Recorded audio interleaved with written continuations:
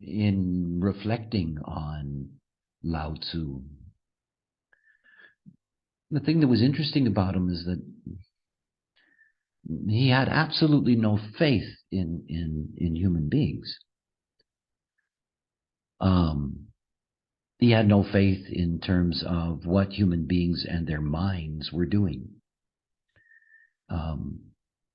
Basically, he wanted everybody to, give up the business of being not self-human and return to the natural order, because that's what he saw the beings around him were outside of.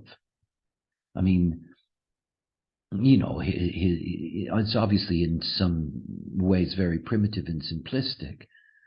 And I think that most people tend to interpret him as trying to guide those and to guide them to correctness. Those aphorisms about, it's clever to know somebody else, but it's enlightened to know yourself and stuff like that.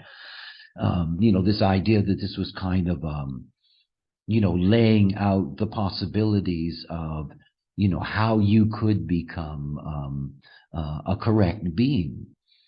And, that's part and parcel of the myth that surrounds him. But for me, he saw the darkness of the seven-centered being. And the darkness is the mind.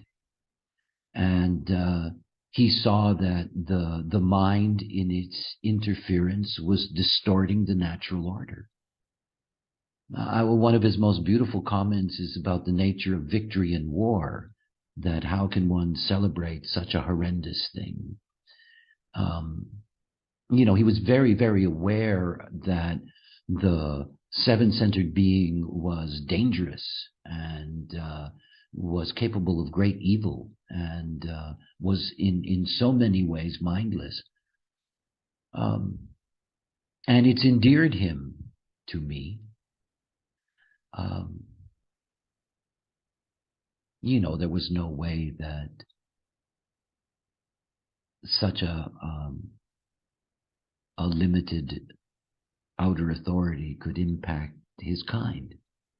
Could not. And if you read the works of Lao Tzu, read the negative instead of the positive, and you will see what happened to us. You will see what happened to us. I know this experience in doing the variable program, which is, it's so extraordinary to see that there is a natural order for us. A natural order that cannot be achieved. That possibility is long lost. But there is an underlying natural order of place and orientation, and there is a capacity for humanity to be in harmony with the natural world. In fact, that is what strategy and authority is.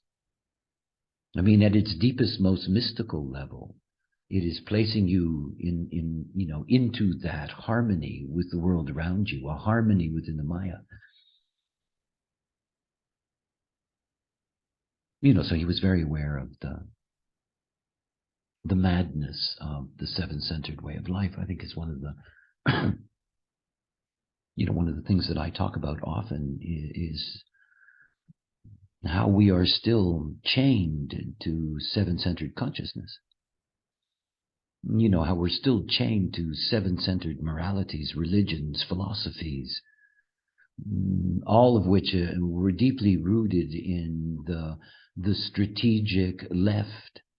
And the thing to understand about the emergence of this strategic seven-centered being is that, it created this dense homogenized world. If I look back and I look at the contribution of the seven-centered being, it brought homogenization. It brought the destruction of true self.